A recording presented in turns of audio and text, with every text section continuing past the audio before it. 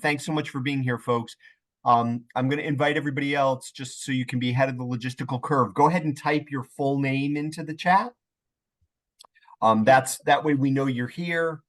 So welcome back to those of you who I've had the great opportunity to be in a learning community with before. Welcome to those of you who are here for the first time.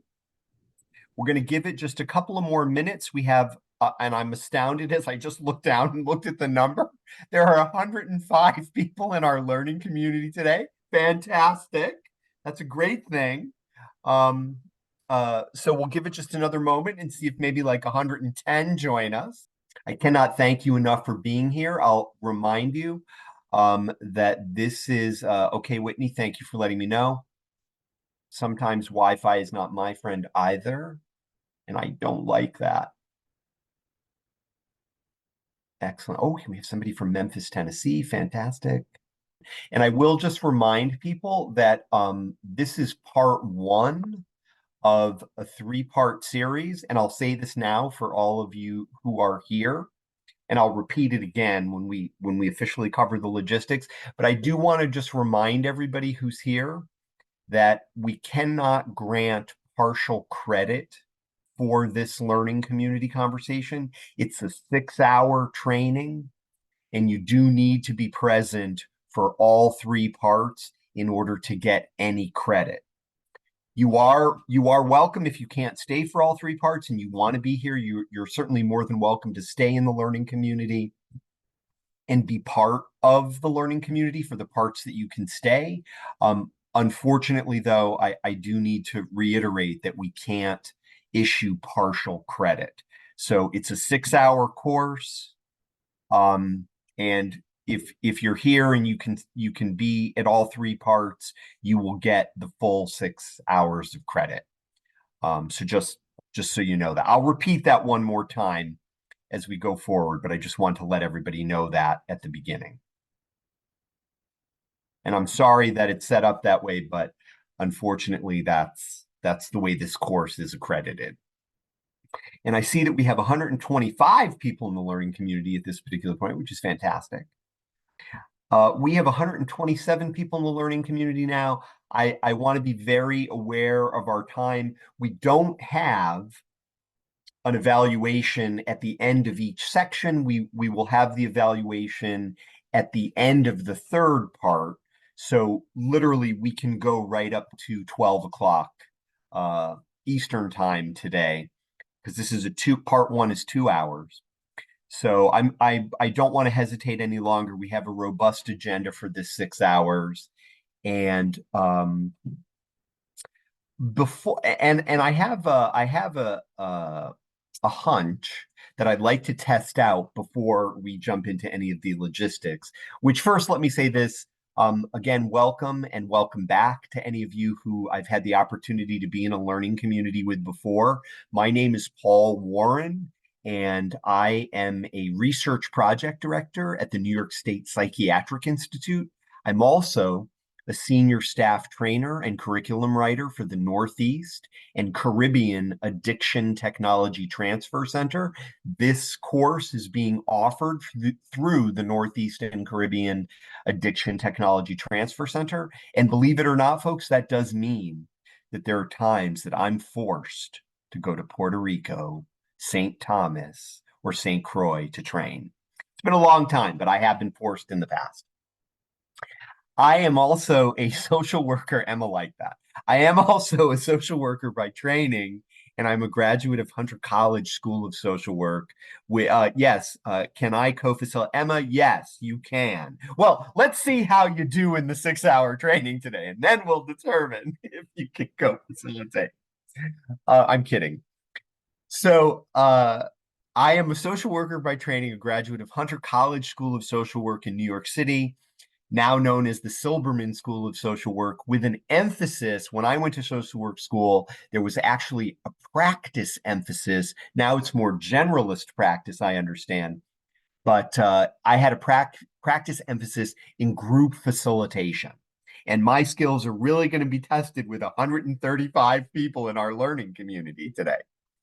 I began my social service career in 1991 providing direct services to people living with HIV and AIDS. And I did that for a little over 12 years, until 2003, when I made the transition into workforce development focus and technical assistance in terms of programmatic development and organizational structure.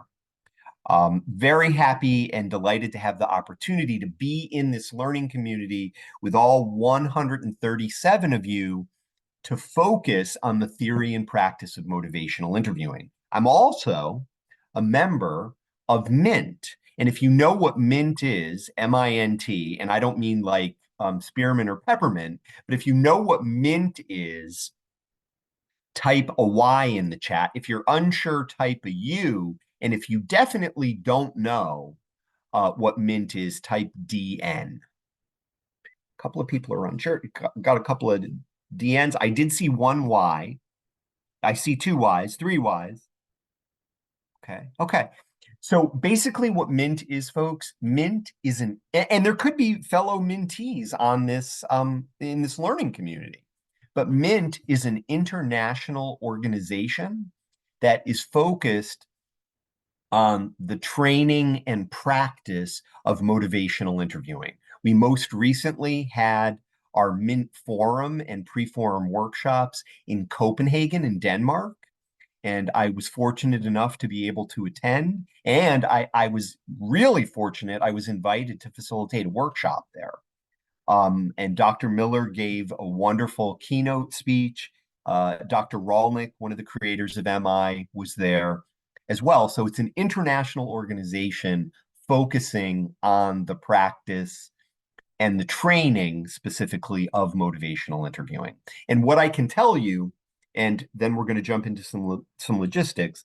What I can tell you, folks, is that the content that we're going to discuss and explore and practice in this learning community conversation is based on the 4th edition of Bill Miller and Stephen Rolnick's book that actually just became available.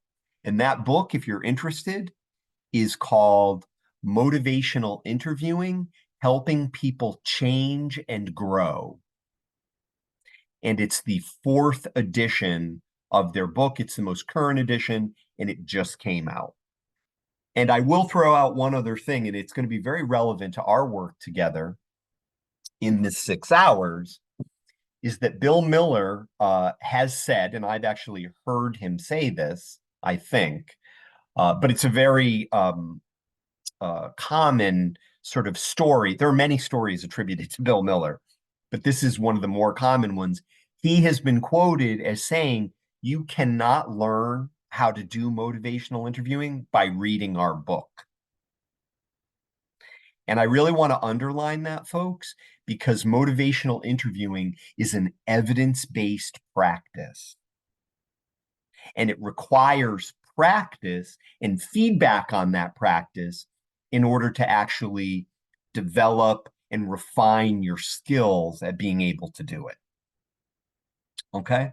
So that's all I'm going to say in terms of motivational interviewing, the content right at this. Yeah, the authors' names, Rose, are Bill Miller and Dr. William Miller and Stephen Rolnick. And they are the creators of MI. And the 4th edition of their book, again, is called Motivational Interviewing. Oh, Megan, I think just put a link in the chat for Megan. Thank you so much for putting a link in the chat for the book. Yeah. Yes, Sarah, it is rough. Absolutely. All right. So folks, I'm going to share my slides and let's take care of a couple of logistical details. I do want to reiterate that during this 6 hours that we have together, 2 hours today, and then 2 more 2-hour sections, we have a robust agenda, and we're blessed with 148 people now in the learning community, which is fantastic. So my hope is that we are going to be able, as a learning community, to work through this together. I do want to ask one additional question that I'm going to ask you to respond in the chat with an answer to. Nicole is asking me a question before I ask you your question, and I'm going to answer Nicole's question first. I'm going to prioritize it. At this particular point, Nicole, there are no handouts that will be sent. You will be sent this slide deck, and depending on our work together, you will also be sent a scenario worksheet that you can use as a supportive tool after this learning community conversation. So you will get these materials after the fact. A transcript. No, Kim, I don't believe there will be a transcript. The people in this learning community, though, and Kim, thanks for asking that. The people in this learning community, if you so desire, you can let us know and we can make the recording of this learning community conversation available to you because you were a participant in it. Okay. So excellent, Kim. So if it's something that you want to look at or listen to afterward, if that's helpful to you, you can just let us know that. And of course, we can validate that you were actually here. And we can make that recording available to you. So anybody that has that interest, on the last day you should just send a note in the chat saying, I would like to be contacted about that. And I would like to have access to the recording. Okay, excellent. So now I'm going to ask my question of you, which is this. And the answer options are yes, no, or unsure, similar to mint. And I don't mean peppermint or spearmint. This is the question. The question is, have you ever attended a training on motivational interviewing prior to this one? Excellent. Unsure is a valid answer too.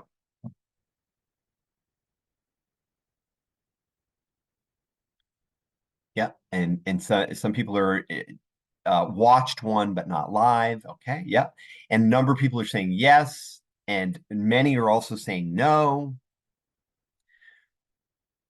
Fantastic. Fantastic. Fantastic. No, no, no, no, no. Okay. All right. I love it. It almost seems like a 50-50 mix, and that's just by eye. That is not scientific analysis of your text answers, but by eye, it looks almost, I would say, almost 50% split. If you see that differently, by all means, let me know in the chat, but it looks, again, to my eye, like it's kind of split. And, oh, Charles, you have as well. Okay. All right. Now, I'm very curious, and for those of you who said yes, I'm very curious, and I'm going to invite any of you who said yes to unmute, and maybe we can hear from 2 or 3 of you. For those of you who said yes, what prompts you to come to an additional 6-hour learning community conversation on the evidence-based practice of motivational interviewing, if indeed it's something that you have participated in before? And I'm very curious as to hear, and if you're able to unmute and you're willing to unmute, and you did say yes, you have attended before, just yeah, Jessica, go ahead. The floor is yours. Hi, sorry about my camera issues. I'm having network instability over here. Your voice sounds great. Yeah, good. Good for now. Yeah. So I'm from a southern tier of New York. I work for a drug and alcohol prevention company. Okay. So I've been using motivational interviewing for about 3 years doing our programs. Okay. Because I also have other roles in the organization. I don't use it as often as I'd like to. And I am getting more and more referrals that require motivational interviewing to be used. So I really just want to solidify my understanding of it, make sure that I'm, getting all the principles down. And I also think motivational interviewing is something that you can always learn something about. Especially even if you've been practicing it a long time, you can always identify a skill that you can improve upon with it. Absolutely, Jessica. And thanks so much for saying that. And I'll tell you, and this is one of the reasons that I love the fact that we have the opportunity to be in this learning community together, is that I'm confident during our time together, I'm going to learn a lot about it. Every time I talk about it, every time I do it, I learn a lot about it. And I've been doing motivational interviewing since 2003. So I'm continue to learn about it, and I agree very much with the idea that there's always something that you can learn. Sebastian, let's hear from you, then we'll hear from Christina, and then we'll hear from William. Go ahead. Yeah, so can you hear me okay? Yeah, we can hear you great, Sebastian. Yeah. Great. Yeah, so the other training that I attended was the one that you did on motivational interviewing and cultural humility. Oh yeah. Uh, Yeah. yeah, which was great. But yeah, so I'm pretty new to motivational interviewing and just like um, actually the nonprofit world in general. So yeah, I feel like I need the like good base uh, to build up on. Fantastic. And you know, Sebastian, I'm so glad you're here after attending that training, because you may recall that I said during that training, like, we're just touching the tip of the iceberg Mm-hmm. on what motivational interviewing is, and that it wasn't a comprehensive overview. This 6-hour training will be a comprehensive overview of it. Awesome. Thank you. Thank you. Thanks for being here. Christina, the floor is yours. Hi, hello. How are you? Hello. I'm great. How are you? I love the art behind your head, by the way. Oh, thank you. Welcome to my office. I'm a I school love social it. worker with kids. Great. So being transparent, I took a course on motivational interviewing when I was an intern. When I first started in the field, I was in grad school. This was 6 years ago.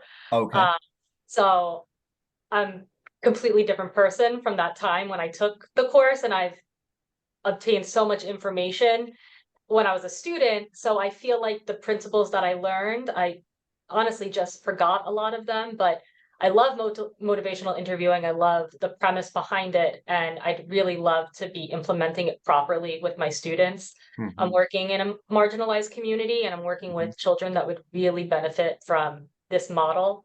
mhm. So I definitely need the refresher, and now my scope of practice is so different. So I'm excited to bring it to school social work. Fantastic. Thank you so much, You're Christina. welcome. Thank you. Thanks for being here. You're welcome. Yeah. William, the floor is yours. Good morning, everybody. Morning. Yeah, the way that Christina put it, she basically took the words out of my mouth. I really like the way she said, I'm a different person now than when I took the course. That's exactly what I wanted to say. I took it as a learner way back Yeah. when. Yeah. I'm a trainer now. Okay. A lot of the courses or trainings that I do require a certain amount of motivational interviewing. Right. I've been in the field for a while, so I've used it, but I'd like to see and compare, so to speak, Mhm. the way it's being taught by other people. And then, of course, Fantastic. and of course, to be with everybody here and start to talk shop, basically. Yeah. Yeah. And you know, the point you're making, William, about how it's taught, it really raises not a question, but it raises a statement that I'd really like to make. Because you're touching on this, William, which is, I want to reinforce, folks. I said a moment ago that motivational interviewing is an evidence-based practice. The other thing, and William inspires me to want to say this, is that MI practice is verifiable. So there's no wishy-washiness, there's no mystery about whether you're actually doing it or not. It can be evaluated using your practice can be evaluated using a validated instrument. And there are several of them. The one I use is called the Mighty. And again, to William's point, how MI is trained, and William, I don't know if you agree with this or not, but what I have often found is that when MI is trained, there's a tremendous emphasis on understanding the evidence-based practice and the information about it. There's much less focus on the actual doing of it. Yeah, And and I'm sorry. is that fair, William? Is that Oh, fair? absolutely. The other thing I meant to say is because of my position as administrative peer service supervisor, I Yeah, have to, give supervision to the people under me. yeah, Oh, that doesn't sound good. Under me, the team that I work with. yeah, And yeah. so, and the last time I took it, it was the third edition. They've come out with a fourth edition now, right? That's right. Yeah, I haven't picked up the book yet, which is something I need to do. But yeah, so thank you for inviting me and everybody else, I guess. absolutely. Very glad you're here. Thank you, William. And we'll hear from Rafaelina, and then we will take care of a couple of logistics. Good morning. How are you? Good. How are you? I'm good. Oh, I did like a live, like recorded training on MI, but I just doing this because I'm in the process of getting my case at, and I just feel like the need to get like learn more about MI before starting getting clients and getting my position, Hmm. as a case out when it comes for the time. Yes. Thank you. That's excellent. And that's really good to know because, again, this is an evidence-based practice that's meant to be applied to the conversations you're having. And I want to underline one word of what I just said because it's very relevant to motivational interviewing. The conversations you're having. Am I is a conversation between two collaborative partners. It's intended to be that kind of conversation. It's not a conversation between an expert and a person receiving services. And let me emphasize that. It's a conversation between two collaborating partners. That doesn't mean that both partners don't have expertise. And what it does mean is that both partners have expertise. And there's a mutual respect in regard to that, at least a respect offered by the worker. We can't mandate what the client may offer in return. But if we're practicing motivational interviewing, if we're using an MI consistent approach, we are interacting with that person as a collaborative partner. We are engaging in a conversation as a collaborative partner. And again, do not misunderstand me, folks. That does not mean that you are not still an expert in what you do. It does not mean that you don't have the training that you have or the knowledge that you have. It simply means that you're making an intentional choice about the stance, the position that you take in that conversation. And that is a position of a collaborative partner. Okay? And I'm going to make one other statement and then we're going to take care of the logistics. This statement is a foundational concept that I'd like everybody to consider. And that is this. An MI consistent approach is appropriate for any and every conversation that you have. I'm going to repeat that. An MI consistent approach is appropriate for any and every conversation that you have. The practice of MI is not. I'm going to repeat that second part again. The practice of MI is not. I'm going to ask you to reflect on that for a minute. And we'll take care of the logistics. And then I want to come back to that. An MI consistent approach is appropriate for any and every conversation that you have. The practice of motivational interviewing is not. Now we'll take care of the logistics, and then we're going to come back to that. I'm going to share my screen. And again, what I'm going to ask in a moment is for you to just let me know. And we have 160 people in the learning community. Fantastic. Welcome, welcome, welcome. So glad you're here. Welcome back. Welcome back. Excellent. So you can see me and you can see the slide. Now, let me remind you, when I'm looking at the slides, I can't see you, but you can see me, which is great. All right. So today is definitely January 12th. It's Friday. Happy Friday. That's great. Theory and Practice of Motivational Interviewing, Part 1. This is a learning community conversation intended to be a respectful, welcoming, and inclusive space for everybody in our learning community. Now we have 158. I don't know what happened to those other two. I hope it wasn't something I said, but hopefully they'll log back on if they had technical difficulties. Because this is a learning community conversation, folks, what we talk about may not necessarily reflect the official views of our funder. That is okay, because this conversation, what we do together, what we talk about together, is meant to be relevant to what you are currently doing. So I want you to be thinking about practical use and application from now until we finish part 3. Because this is a learning community conversation, because we are focusing on motivational interviewing, I'm going to especially invite us to be intentional and thoughtful about the words that we use as we talk to each other. Words do have power.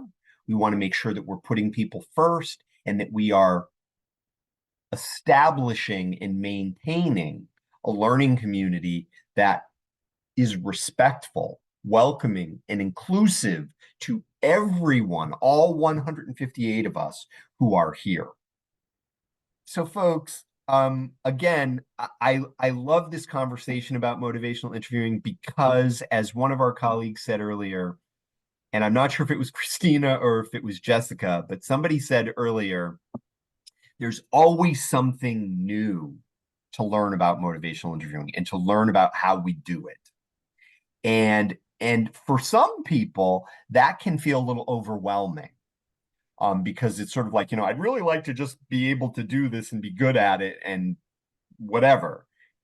What I can tell you, folks, is no two MI conversations are ever the same. They're never the same because what you say is based on what you just heard. So thinking, some people think that that there's often sort of a script for motivational interviewing. And the reason that they're in some ways misled into thinking that is because oftentimes when we practice skills for motivational interviewing, open-ended questions, affirmations, reflections, or summaries, when we practice those skills, it's done in a very scripted way. And that's simply because we're practicing the skill. That's not how the conversation is necessarily meant to happen. Okay? So we're going to get into all of that in just a moment. I'm going to share my screen again because I want to just cover the goal and the learning objectives simply by saying this. My hope at the end of this 6 hours is that all 163 of us will be on a similar page, not necessarily the same page, but a similar page in our understanding of the information about motivational interviewing. Now, as I said earlier, when we were talking, oftentimes that's where many MI trainings kind of conclude that, hey, we're all on the same page about what MI is.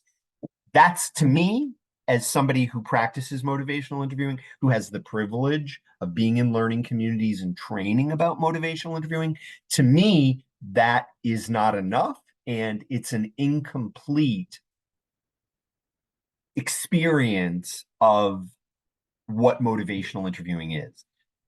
Our work hopefully will give you the opportunity to understand and to experience the actual practice, the doing of it. Because it's through the doing that you can then reflect on what you've done, and you can begin to refine and enhance what you're doing. And again, keeping in mind that no two MI conversations are ever the same. The work, when we're practicing MI, has a trajectory to it. And we'll talk about that. There's a structure, there's a trajectory to the work, but it's never the same. So just keeping that in mind.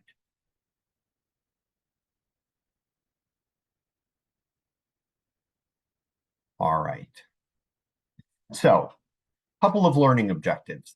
Hopefully, we will be able to all, from the informational perspective, be able to define and list the elements that constitute the practice of motivational interviewing, describe the three core components of MI, and I've already referred to one of those, which is open-ended questions, affirmations, reflections, and summaries, which is one of the three core components. It is the core communication skills. Also, describe the relationship between MI, client-centered counseling, and the trans-theoretical model. I don't know if anybody has ever read this article. I recommend it highly. Can it be applied to process group work?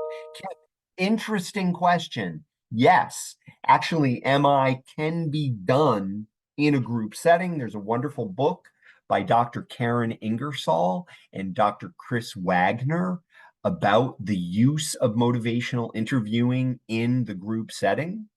As you may recall from my introduction, I am a group worker by training, and I've had the great opportunity to work with Doctors Wagner and Ingersoll in developing an 8-week training about how to use MI in groups. We don't generally do that training through our ATTC. We may consider it, but I have done it as a consultant in other areas. But yes, MI can be used in groups. It's beneficial to have taken and have an understanding of MI and be able to practice it before attempting to integrate it into a group model. But it can certainly be done. There's a great article, as I was about to mention, which is called The 10 Things MI Is Not. If you've ever read that article, type a Y in the chat. If you're unsure if you've read that article, type a U. And if you've never read that article, and there are 166 of us, type an N in the chat. And I'd really like to hear from everybody if you've ever read that article. The 10 Things MI Is Not, written by William Miller, Dr. Bill Miller, and Dr. Stephen Rolnick. Now, 86 of you have replied. Fantastic. 91 of you. Fantastic. Where is that 66 plus other? Let's hear from everybody. Okay. Partially read it. Okay. Understood. I've read it a couple of times. So I want to recommend that article, The 10 Things, and maybe what I can try and do for those of you who haven't read it, or those of you who partially read it, who might want to read the full thing, what I may be able to do is I'll check with my colleagues and see if it's possible that maybe between parts 1 and 2, or between parts 2 and 3, we can send you that article. And you can read it if you want. You don't have to if you don't want to. It's completely optional. It's not required. There will be no test. But what I can tell you is it's a wonderful resource, no matter where you are in your knowledge or experience of motivational interviewing, because it really distinguishes between the difference and the relationship between MI, client-centered counseling, and the stages of change, or the trans-theoretical model of change. They are all different, and they do have a relationship, but they are different. Also, one of the things that I hope that everybody will walk away with in terms of our work together over this 6 hours, less than 6 hours now, is that depending on what's going on in a conversation, we may choose to use one core skill instead of another. And let me give a concrete example. We may be in a conversation with somebody. We may be practicing motivational interviewing. They've identified a behavioral change goal that they feel ambivalent about.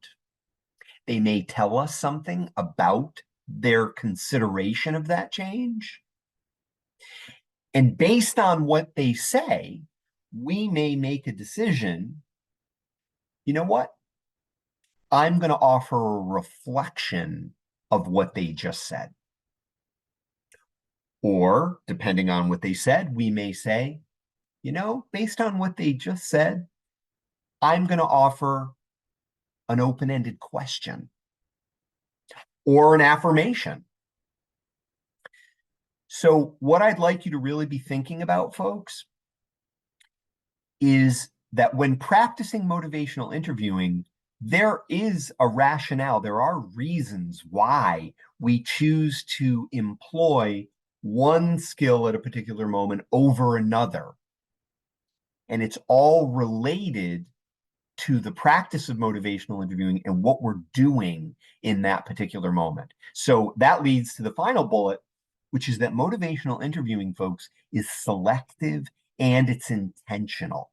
And the more you practice it, the more you do it, the more you receive feedback on what you're doing, the more likely you are to be able to practice MI in an intentional and a selective way.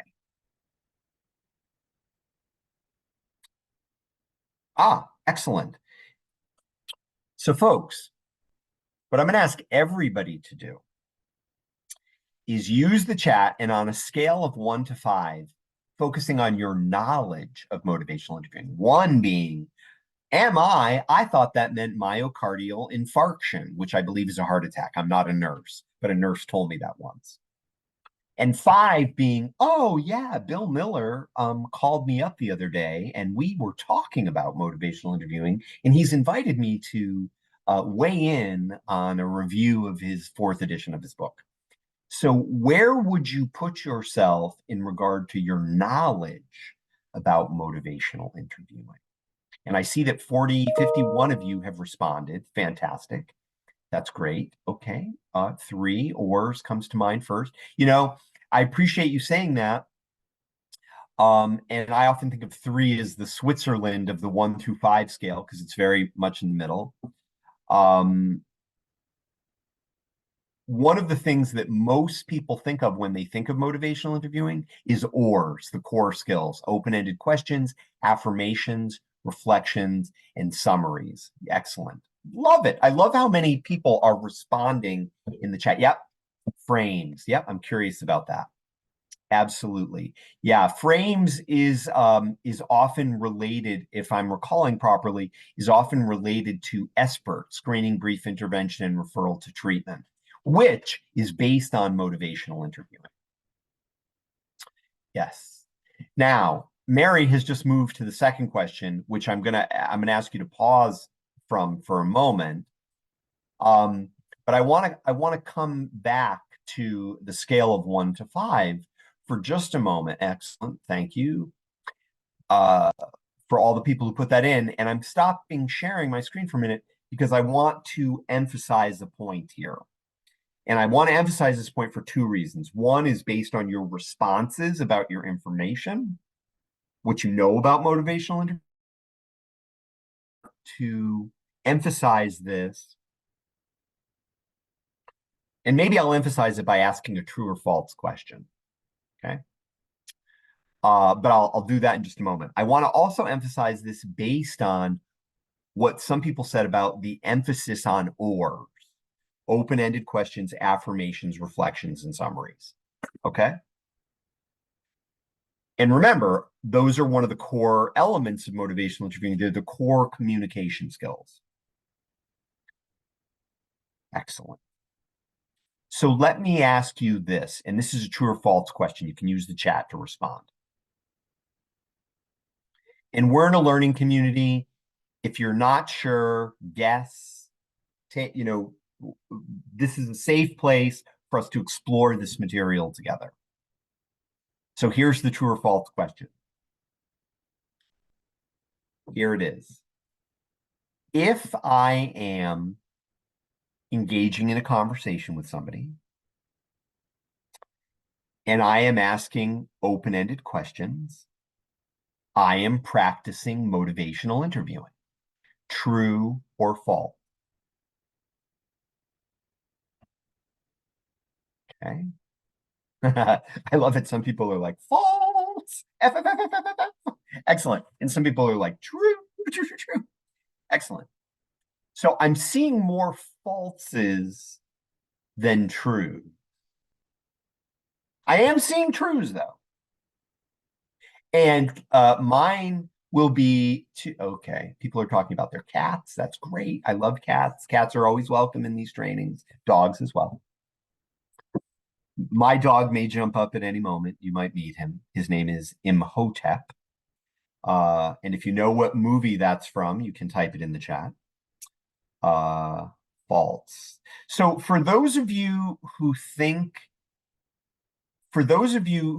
that it was false, yes, it is from The Mummy. Very good, very good. Yes, The Mummy. Yes. And my dog is not evil like the character in the movie, though. So, folks, yeah, I love, yes. So let me just point out to you folks, and this sometimes is challenging for folks, and somebody just mentioned MI spirit, and we're going to get to that. But I want to underline for you folks, use of the core skills, open-ended questions, affirmations, reflections, and summaries do not constitute the practice of motivational interviewing. They do not. Open-ended questions existed long before Bill Miller and Stephen Rolnick created motivational interviewing. They are simply core communication skills. I cannot tell you how many people are under the impression that if they ask an open-ended question and they maybe do a summary, they are under the impression that they are actually practicing motivational interviewing. That is not necessarily so. Okay? It means they're using an open-ended question. It means they're offering a summary. That's great if that's appropriate to what's going on in the moment. It does not necessarily mean that they're practicing MI. Practicing MI means something very specific. So I just want to underline, folks, that use of the core communication skills in and of itself does not equal the practice of motivational interviewing. Okay? You're absolutely right, Kim. I couldn't have said it better myself. Those are basic counseling skills that anybody who's in the helping profession or in sales, even in retail, you might use those skills. They do not constitute the practice of motivational interviewing. I can honestly tell you, folks, one of the things that I have the honor of doing sometimes is reviewing audio recordings and coding them using a validated instrument, the Mighty, which is a validated instrument that I mentioned. And I cannot tell you how many of those audio recordings people are asking all kinds of open-ended questions. They're doing affirmations. They're offering reflections. And they're not practicing motivational interviewing. But they're using the core communication skills. And again, they're under the impression that they are practicing motivational interviewing. Okay? So just want to be very clear that the core communication skills are part of the toolkit that we use when we practice motivational interviewing. They are not motivational interviewing. All right. Final thing, at least at this moment, that I'm going to ask you to type in the chat. and I'm going to ask you to take a breath, is I'm going to ask you to clear your mind, and I'm going to ask a question, and I want you to just type in the chat the first thing that pops into your mind. Okay, so just clear your mind, let it be blank for a moment, and then let your fingers do the walking. What is the first thing you think of when you think of motivational interviewing? And if open-ended questions is what comes to mind, type it in. Don't be afraid to go with the first thing that pops into your mind, and just type it into the chat. Yes, I just see somebody did type open-ended questions. Somebody typed in darn cats. Fantastic. Wonderful. Talking, listening for keys, conversation. I love it that some people are typing in conversation. Active listening, a conversation, positive conversation, listening, effective therapy, empowerment, targeting the positive resolutions the client acknowledges, meeting the client where they are at. Fantastic. This is fantastic. Presence, I'm not seeing anybody type in heart attack. That would be okay if that was the first thing that came into mind. Non-judgmental discussion. Fantastic. Conversation. Mark, thank you for typing that twice. Getting where they are and what they want. Change, conversation, building rapport, empowerment goals, helpful, rapport building.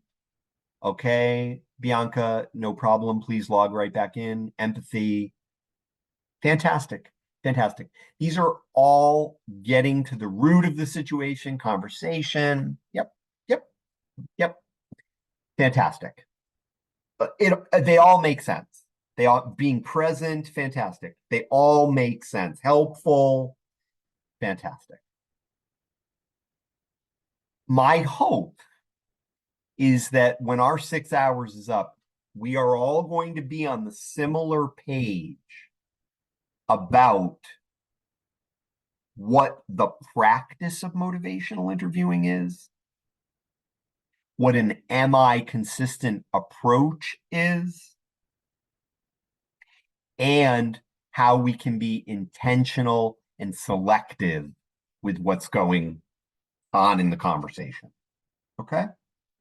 Now, I made a statement earlier that I said I was going to come back to. Does anybody recall what that statement was?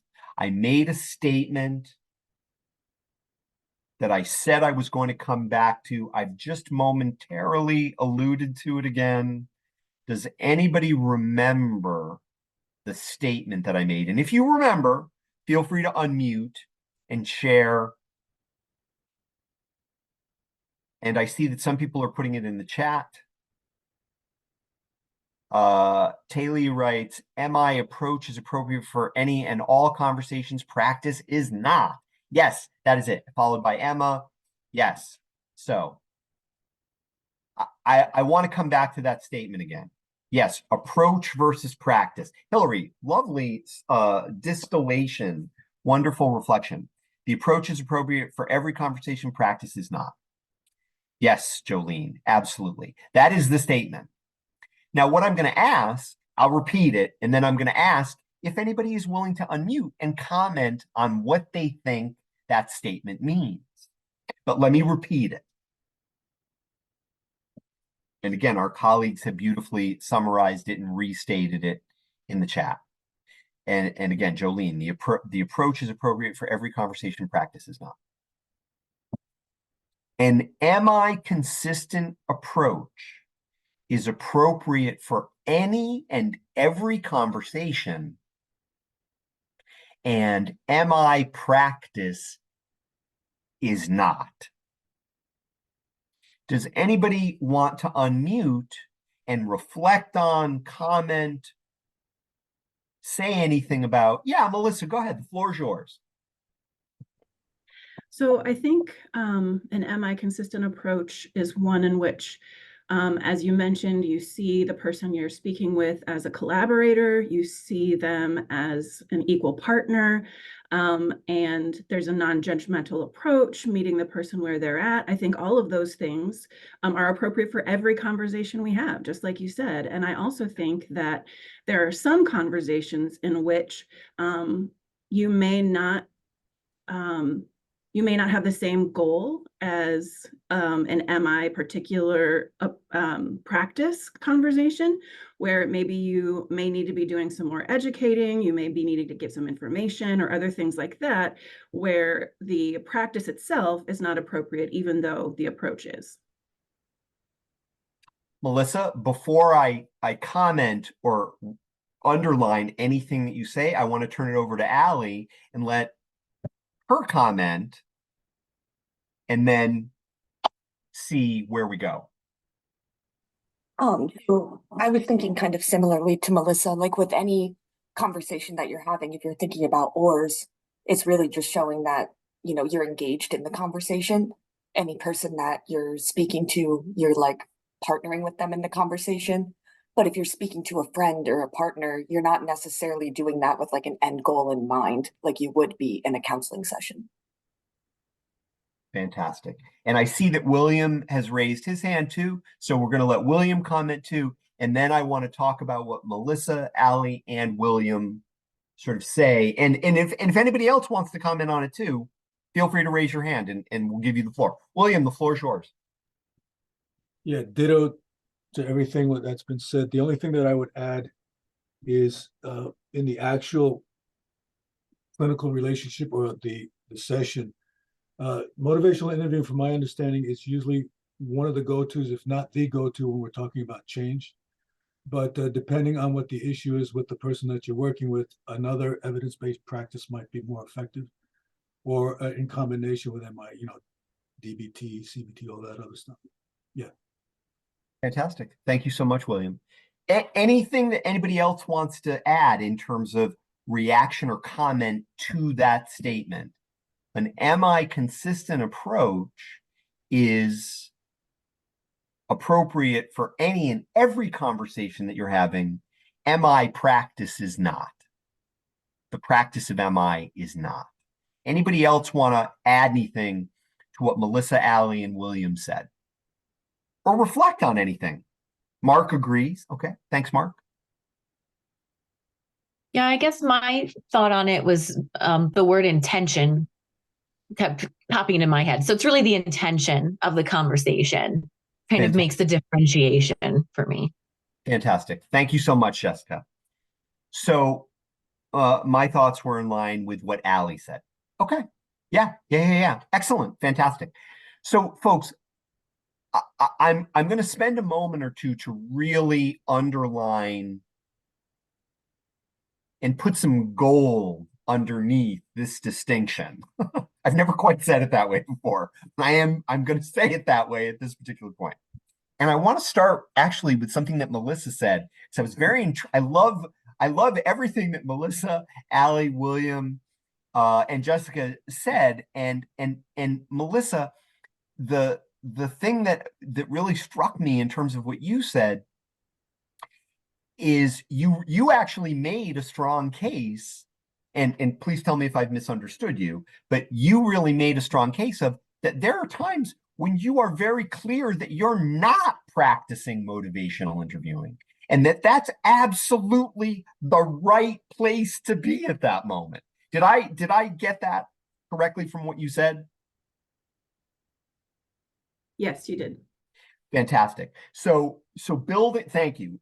And I want us to underline and focus on that, because some people think, well, MI practice is for everything. It's not. And that's why people often get frustrated with the practice of MI, because they're like, well, this isn't working. Well, it's because it's not the tool, the approach. It's not what is called for in that moment.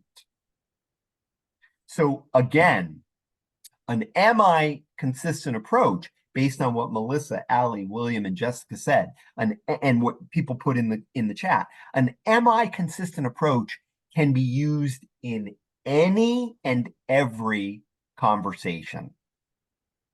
Okay? Any and every conversation. The practice cannot.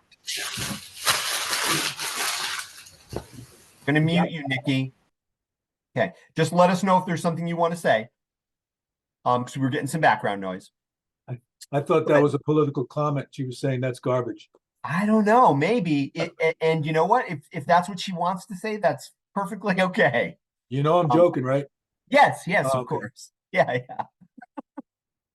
So let me be very clear, folks, about the distinction, the gold underneath the distinction that we're drawing here. Melissa alluded to it, and somebody else alluded to this earlier, and I don't think it was you, Melissa. I think somebody else wrote it in the chat. They talked about MI spirit, which is one of the other core components of motivational interviewing. And I want everybody to write these 4 letters in the chat together. PACE. They spell the word PACE. PACE.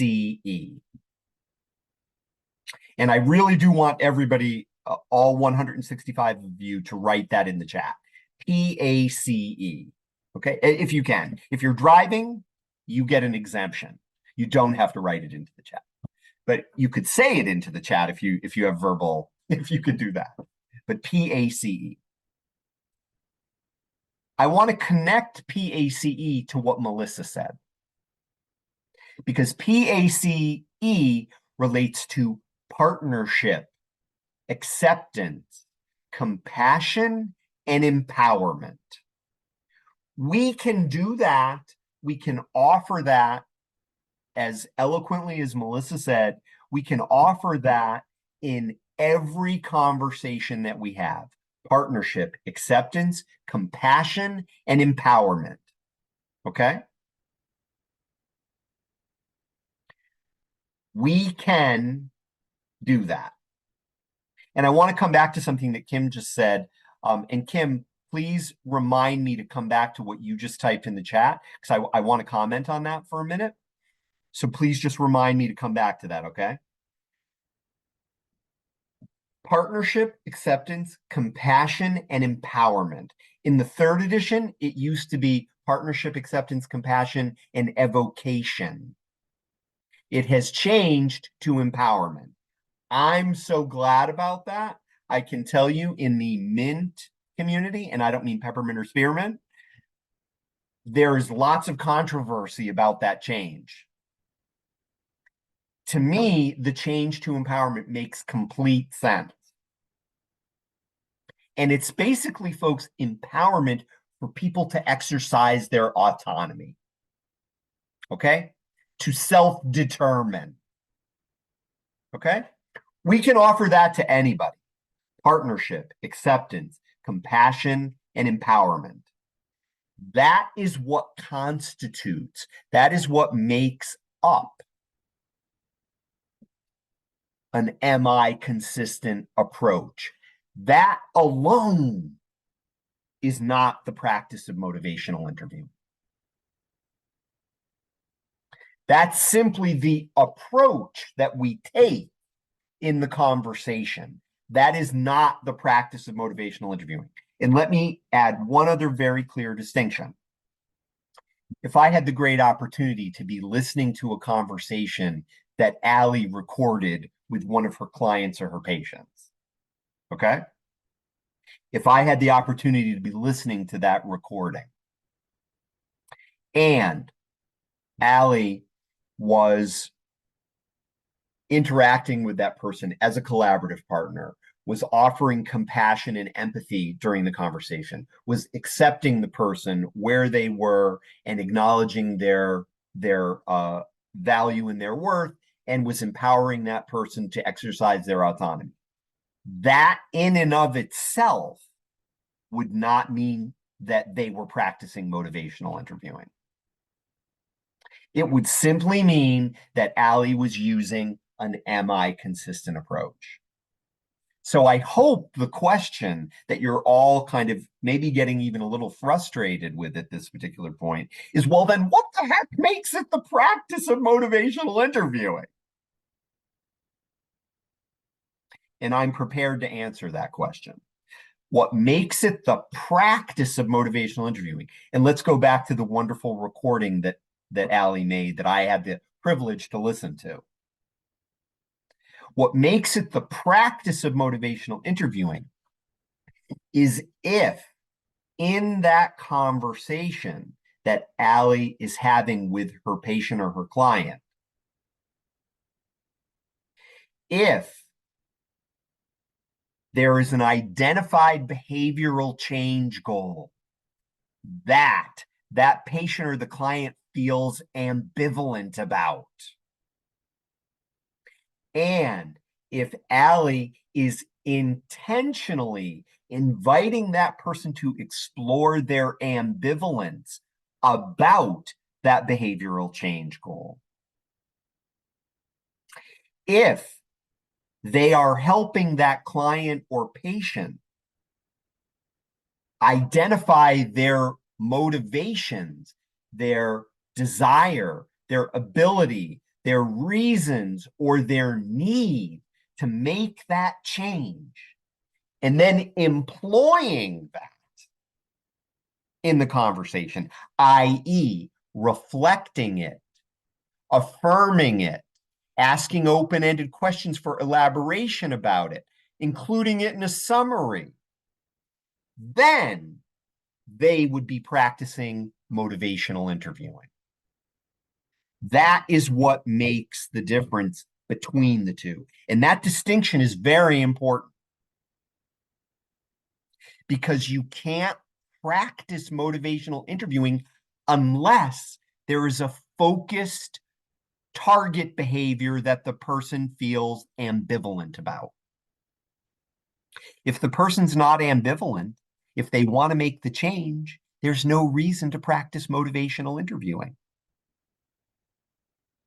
It's when the person wants to make the change and doesn't want to make the change. Melissa, you have a thought. Go ahead. I was just agreeing with you. And if you thought it was garbage, you could tell me that too. William, the floor is yours. As I mentioned earlier, I haven't gotten around to the 4th edition. So that last piece where you said the E is no longer evocation, but now empowerment. Right. Quick question: is there a good discussion about that and the rationale and all the rest in the 4th edition? Yes. Yeah, because to me, one of the most important parts, or one of the most what's the word? The thing that set motivation apart from other evidence-based practices was the evocation part and the way it was done. Yes. I agree with everything that you said about it. I just want to read it more to see how I can. Understood, William. And I couldn't agree with you more. And I think that is the secret that's in the MI sauce, is the evocation part. And the thing that I want to underline for you, and again, you'll read it in the 4th edition, but the thing I want to underline for you is it's still there because it's in the 4 tasks, formerly known as the 4 processes. In the 4th edition, it's been changed to the 4 tasks. So evocation is still there, and William's point is an excellent one. It is the thing that sets MI apart from client-centered counseling, from the trans-theoretical model. It's the thing that makes MI the evidence-based practice that it is. So, William, I couldn't agree with you more, and thank you for adding that.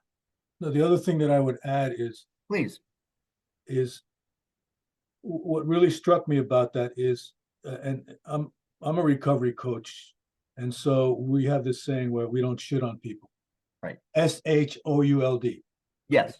Yes, I got it. And so evocation, that part reflected that very well. And then when I hear you use the word empower, and I go back and I say, well, when we treat the person in partnership and we, show acceptance and compassion, we're empowering them. But again, that's why I want to read the 4th edition and see what it is. But I don't disagree. I don't disagree. Fantastic. Thank you. Thank you. So, Kim, I want to come back to what you put in the chat. And I'm wondering if you would be willing to elaborate, if you can unmute, if you're able to say what you put in the chat and add anything that you may want to add to. Go ahead, Kim. Floor is yours. Yeah, so I'm not promoting it, but I do have that manual that it was free and it was from Samsung. It was back when you could just print things out from Samsung. I think you still can. And I have referred to it and I have used it. Yep. And I don't have any other manual, but it kind of got, it was a little bit, there's so many components to it. That's why I want more training. Like when I'm just reading it, I'm like, oh yeah, I do that already, or when to do this, when to do that part of it. So I mean, it's something I can refer to. Yeah. But all the different components I have not finessed yet. Understood. And that's why we're here in this practice community. Yeah. That's why we're all going to hopefully get on the same page. And that's also why hopefully we're going to all have an opportunity to finesse it together. Okay.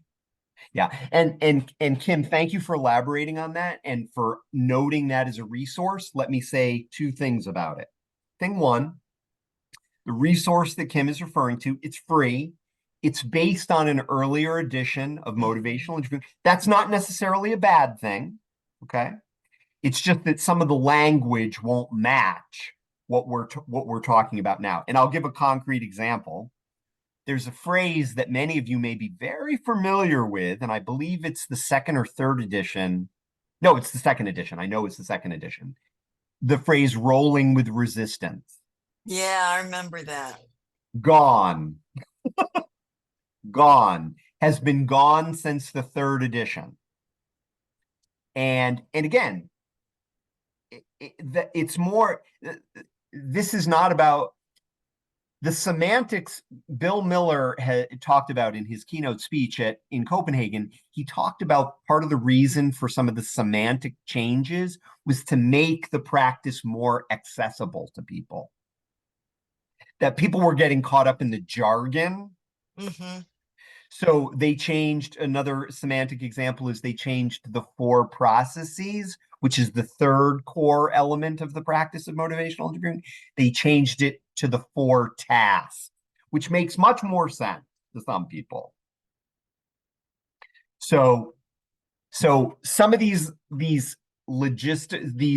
semantic changes, they're really just to simplify things, okay? Because keep in mind, folks, in order to practice motivational interviewing, you don't need to be a clinician. You don't need a clinical degree. Anybody who is willing to practice and to receive feedback on their practice can learn how to do motivational interviewing. So one does not need a clinical degree. And I'll also share just a personal experience as somebody who's had the great opportunity to train and to collaborate with many people in their growth in the practice of motivational interviewing. I have found, and this is one person's experience, take it for what it's worth, grain of salt. I have found that folks who do not have clinical degrees, I've had the great opportunity to work with a lot of peer educators.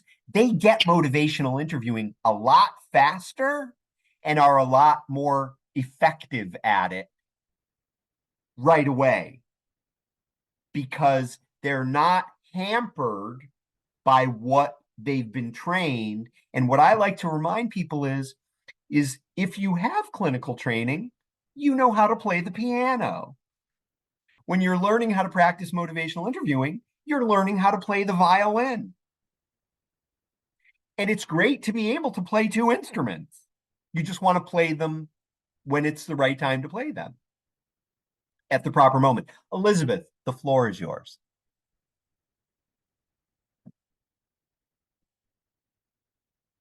I think Elizabeth is unmuted.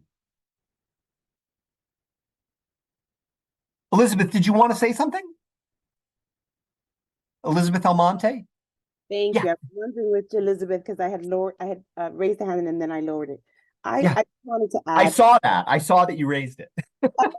because you kind of answered the question that I had, and so I didn't want to take the time. But I just want to say I'm super excited about what I'm hearing. I'm one of those people that answered a 1 in terms of motivational interviewing experience, and I am a non-clinician. So what you just stated is highly encouraging to me because I lead an organization of about 100 people. I'm a non-clinician.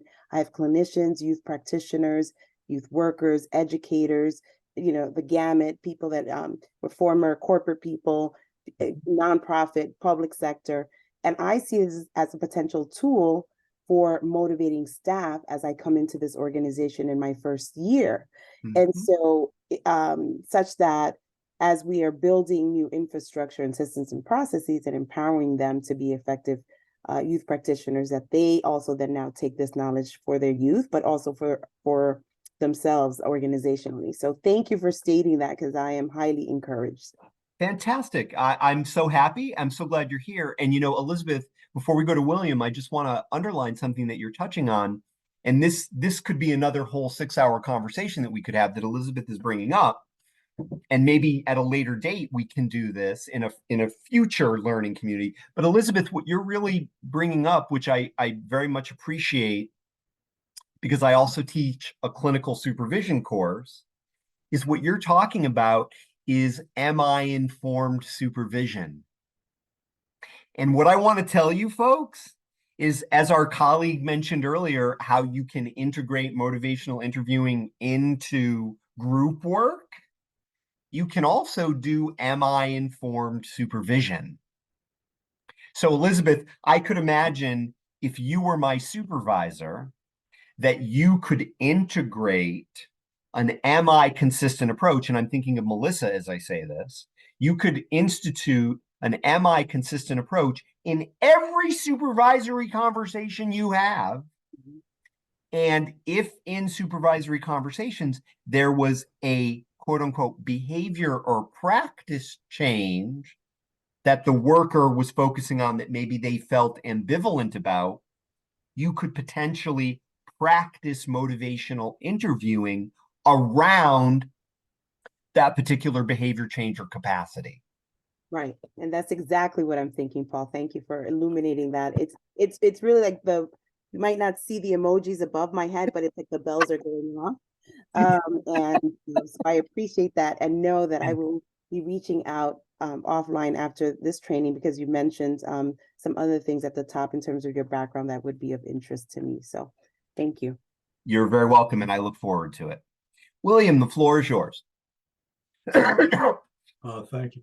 Yeah, I just wanted to comment on the statement that you said, where it seems that the peer workers seem to, you didn't put it this way, but seem to get motivational interviewing or accept or follow whatever more than maybe a clinician. I think is something along the lines of what you said. Yes. What I wanted to add to that, as a trainer in recovery coaching, I've trained, people who have no experience in the field, people who have the lived experience in drug addiction, nurses, clinicians, et cetera, et cetera, et cetera. And I find the exact same thing. And I think one of the reasons is one of the most important things as far as recovery coaches, peer advocates are concerned, is this concept of mutuality, that you and I are the same. We're not better. We can learn from each other. Yes. Right? And so a lot of what we do in recovery coaching reflects the spirit of motivational interviewing, so much so, I wonder which came first, the chicken or the egg. Yeah, it's a great question. And, William, in what you just said, you made a direct line to what Melissa started us off with earlier. And it is that collaborative partnership, that mutuality, that we adopt that stance intentionally. And again, remember, an MI consistent approach is appropriate for any and every conversation. The practice of MI is not.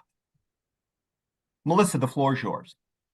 Thanks. I was just thinking about in my training as a health and wellness coach, I went into it with a lot of imposter syndrome type feelings. And so I think that one of the things that's beautiful about the MI practice and approach for non-clinicians is that we feel comfort that we don't have to be the expert. You know, we can come into this conversation without having to be the expert. And so for a clinician who has to always wear the expert hat, it's probably a lot harder to take that off and approach the person on that, you know, on that mutual level, I guess. Absolutely. And I'm smiling because Emma just wrote in the chat, "Amen, sister." So yeah, clearly, yes, absolutely, Melissa.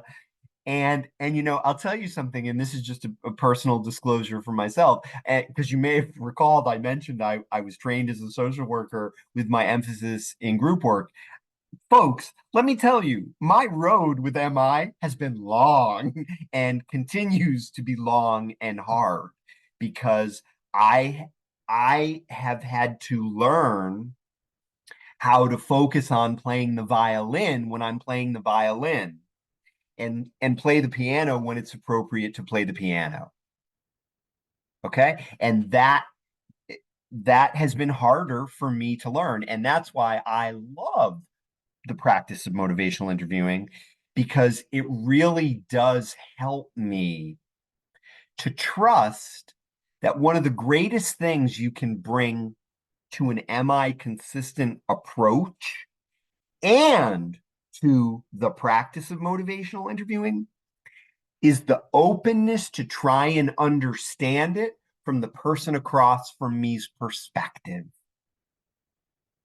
The more you can do that with an MI consistent approach and with the practice of MI, the more effective you can be.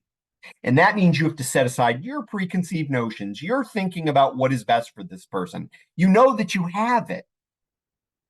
And if you're a clinician, quote unquote, you've been trained, quote unquote, as a clinician, you've been trained to have that. And MI gives you the opportunity to acknowledge that you have it, set it aside, and try and understand it from this person's perspective.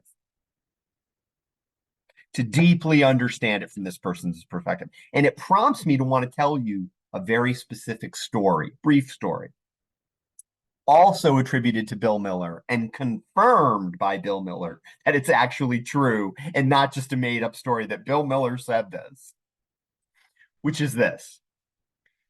He was doing a demonstration. He was having a conversation with a woman about a behavior change that she was considering. He was practicing MI with her. She felt ambivalent about this behavior change. And their conversation was starting to come to a close, and he was kind of starting to do a summary. And he basically said to her, and Melissa, I'm really thinking of what you said just a moment ago that prompts me to want to tell the story. He said to the woman, he said, "Well, we've been talking about this, and it really seems like, based on what you've said, you're ready to make this change." So that was the summary that he offered. This is Bill Miller. Okay. This is the summary that he offered. The woman looked at him and she said, No,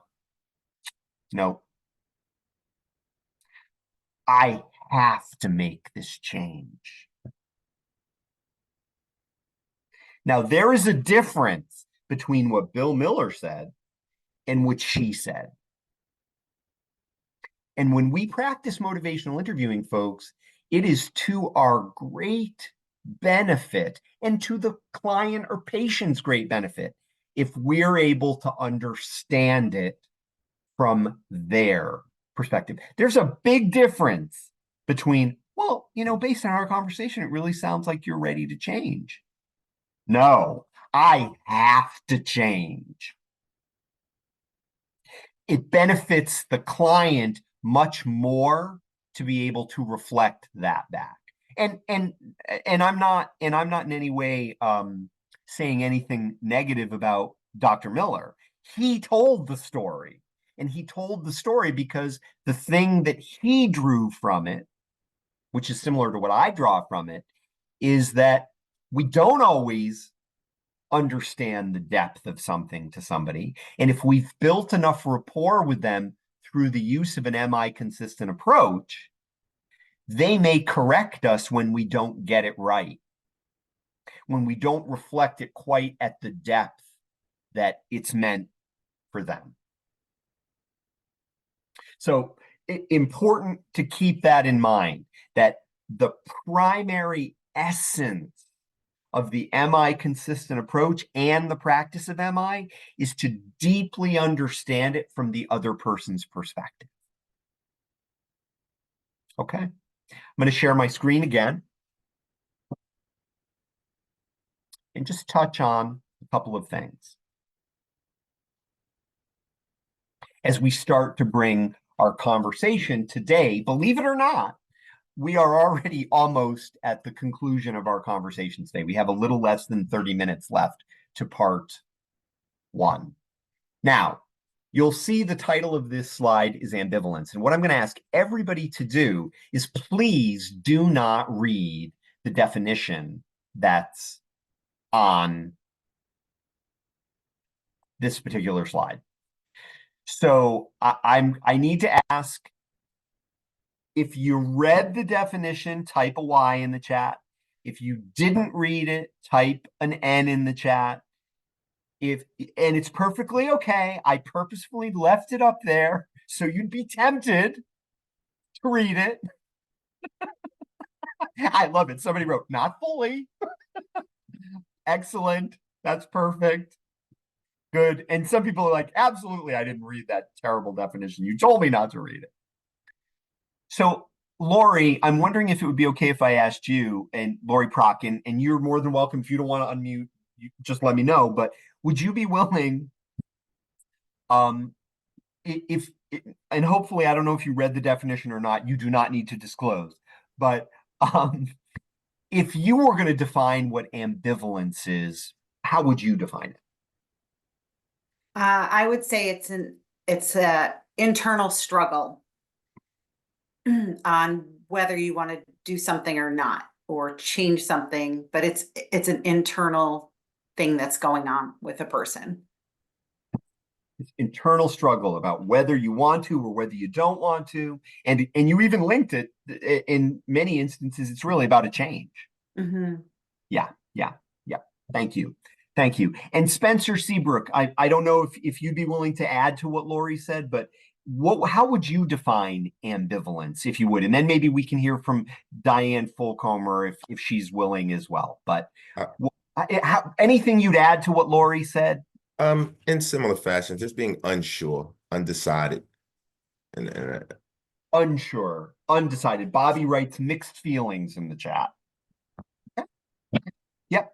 Yeah, William, anything that you'd add? And then we'll go to Diana if Diana, if you're willing to add anything to what Spencer and what Lori. Go ahead, William, the floor is yours. Yeah, in addition to what they say, it's because, or it could be because I see the benefits of both sides, or I'm unaware of the negative side, the negative consequences.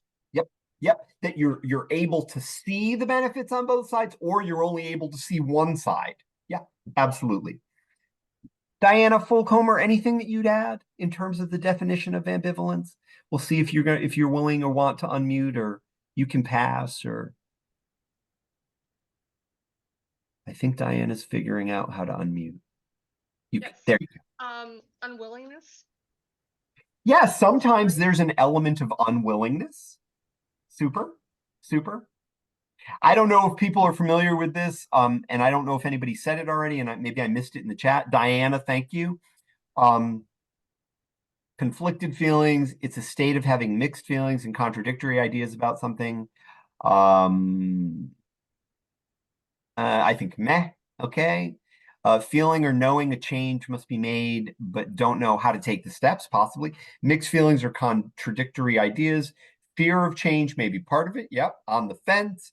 Considering change, but not quite ready.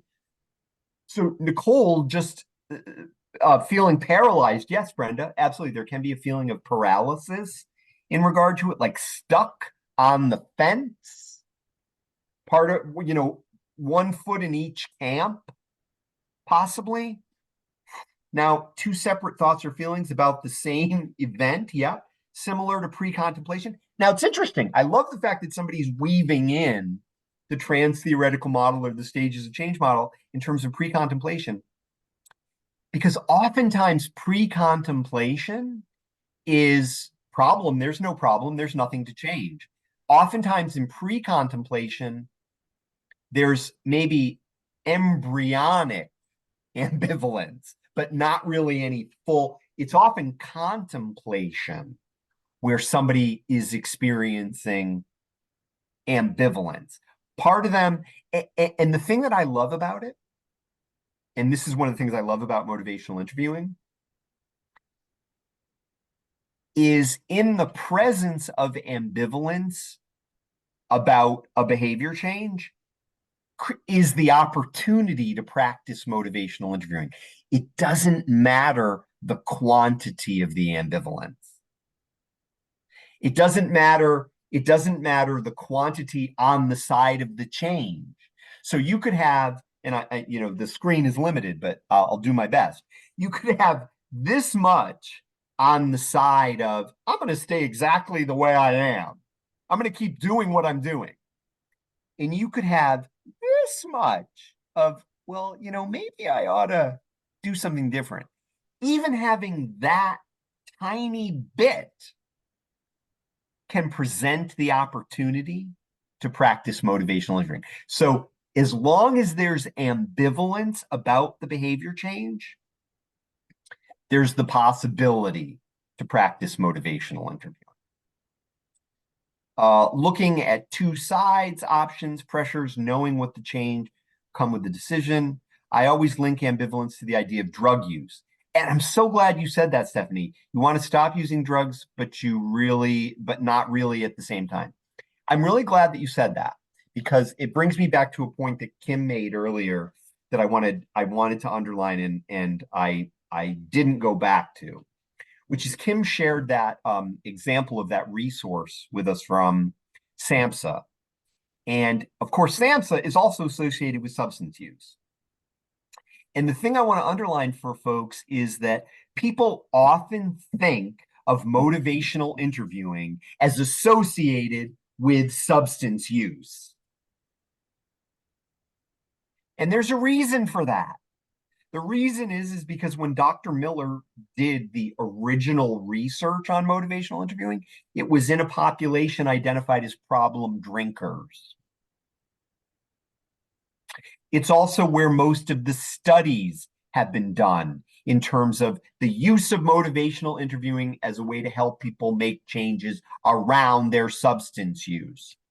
I want to emphasize a point here. And Stephen Rolnick, I had the opportunity to be in a conversation with Stephen Rolnick once, one of the creators of MI. Through Mint, myself and a couple of other people got to interview Stephen. We got to ask him a couple of questions.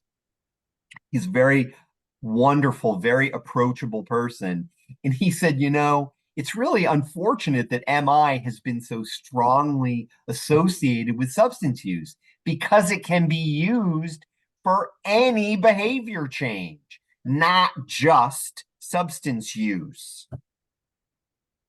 But it's where all the research has been done. So behavior change of any kind, if the person is ambivalent about, we can employ the practice of motivational interviewing. Angela, how wonderful to see you again. I had the opportunity to be in the learning community with Angela yesterday. Angela, what's on your mind? So good morning. Good morning. So just to touch on that he said that it was sad that it was always associated with substance use. Yes, unfortunate. But so I kind of reverse that sometimes, like in my group. So I'm doing groups for substance use. Yeah. So whenever I'm presenting anything that has to do with change, or really a lot of topics, I like to start out with, yeah, we're using this in this class, but you can use these tactics, you can use these strategies in so many areas of life. And we touch on some of them too. And I find that the clients are more receptive of it because I'm not pounding on just substance use. Fantastic. So you're actually intentionally opening it up to just change in general. Fantastic. Yes, and they're more receptive. Understood. And you know, speaking of which, it prompts me to want to poll the learning community based on what you just said, Angela, which is this, and you have Angela to thank for this, everybody. Uh, so you can send her your check. No, my question is simply this: is, and again, this is, you know, I'm going to ask you a personal question here, but you know, feel free to answer it if you like. You can also pass. But this is the personal question inspired by Angela, which is, if you personally have ever felt ambivalent about anything in your life, raise your hand. If you personally, and Roxanne just wrote, well, of course. Okay.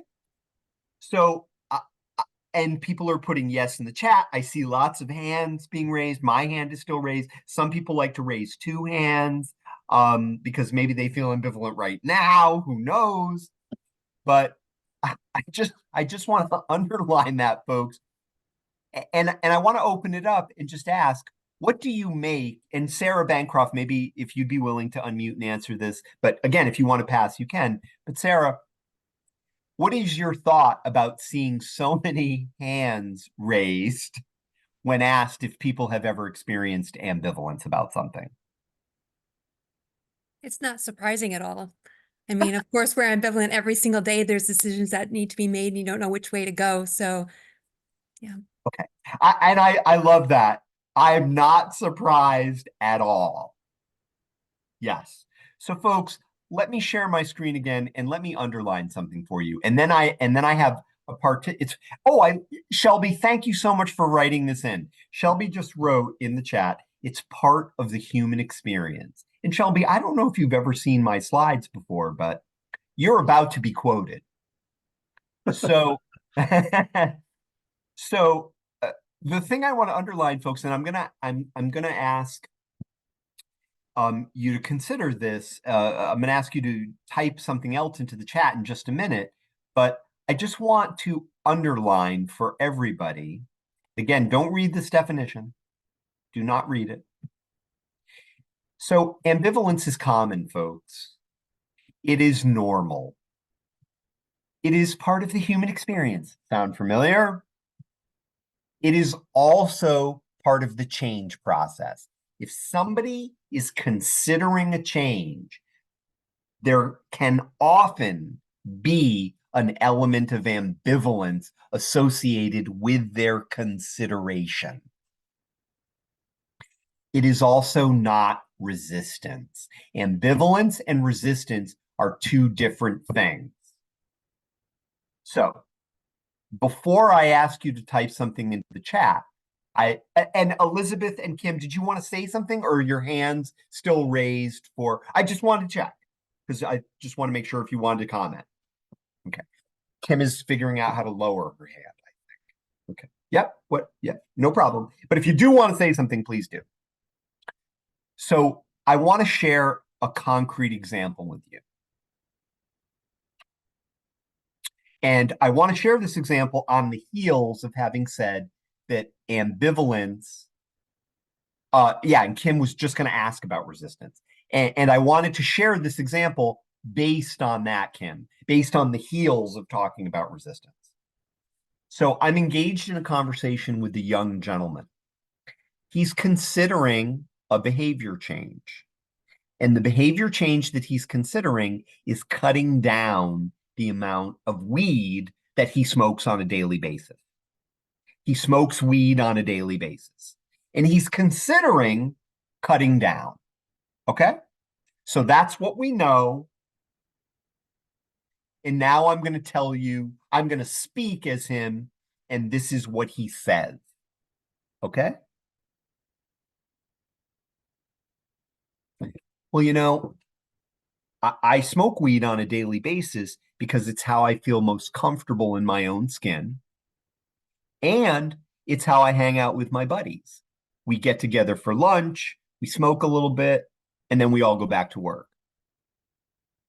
I'm considering cutting down because my boss has told me that if I make it back from lunch late one more time, he's going to fire me.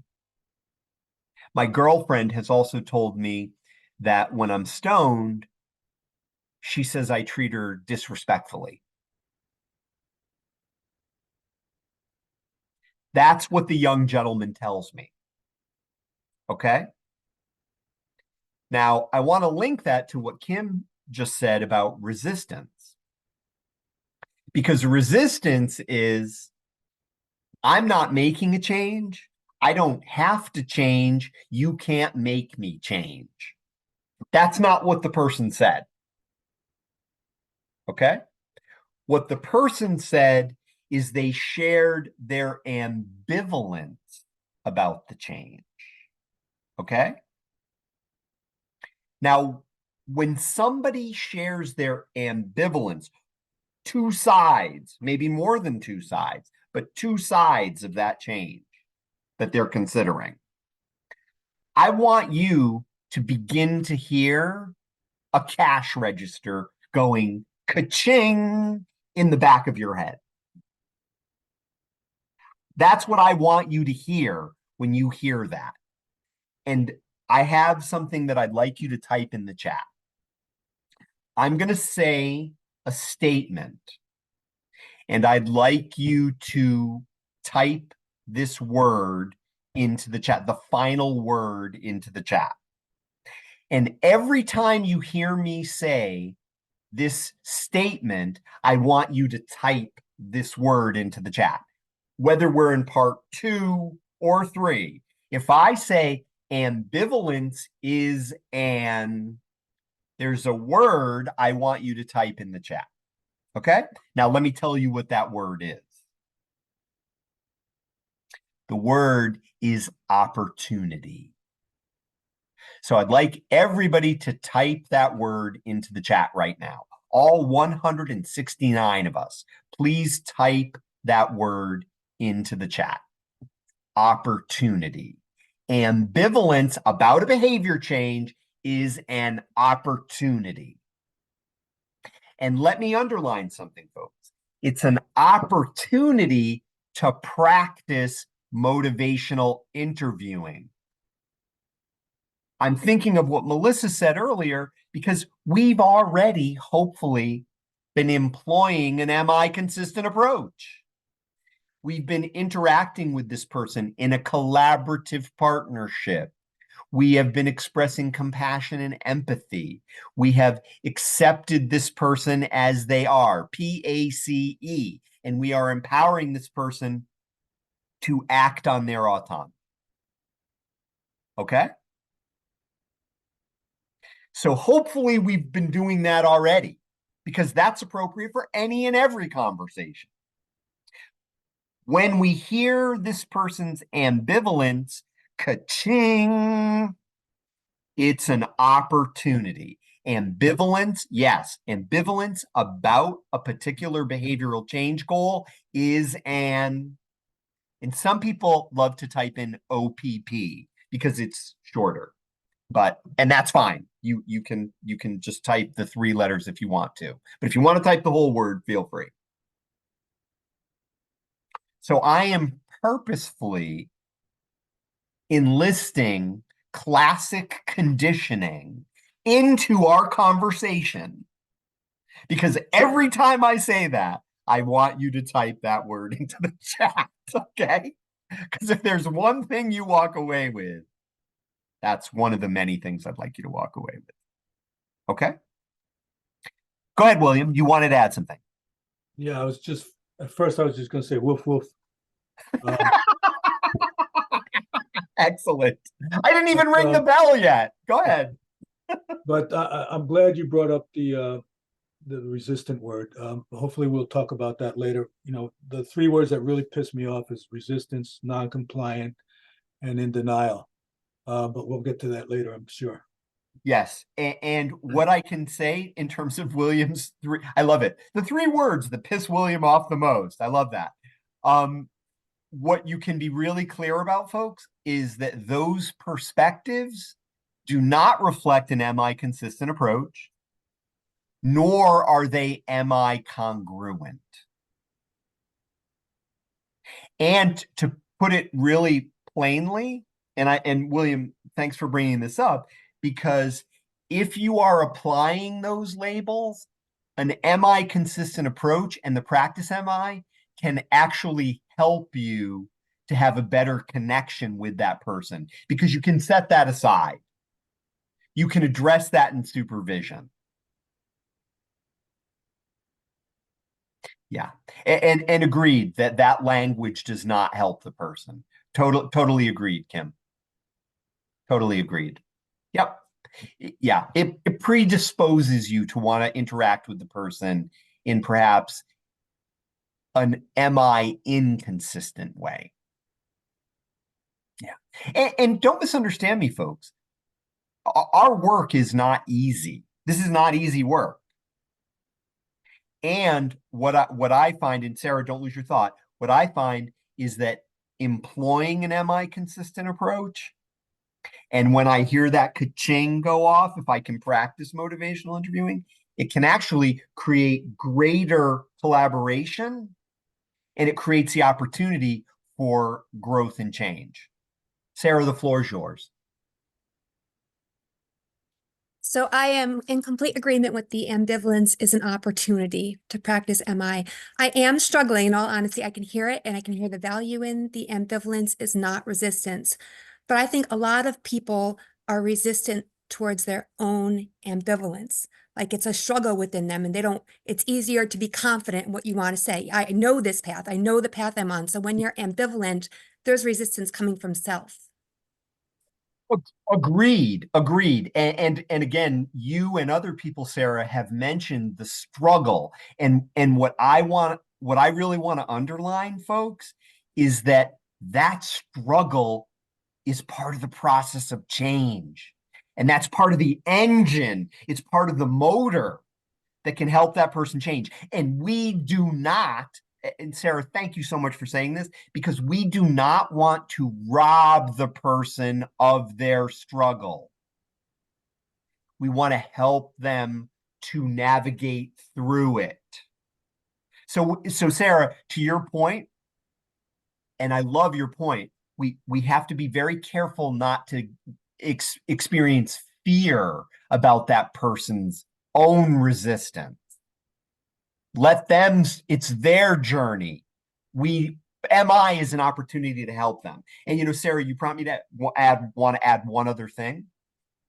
And this may be the last thing I get to add for today, which is that some people, similar to thinking that open-ended questions, affirmations, reflections, and summaries are the practice of motivational interviewing, or sometimes have the misconception that MI is about motivating the client. It is not. Let me repeat that. MI is not about motivating the client.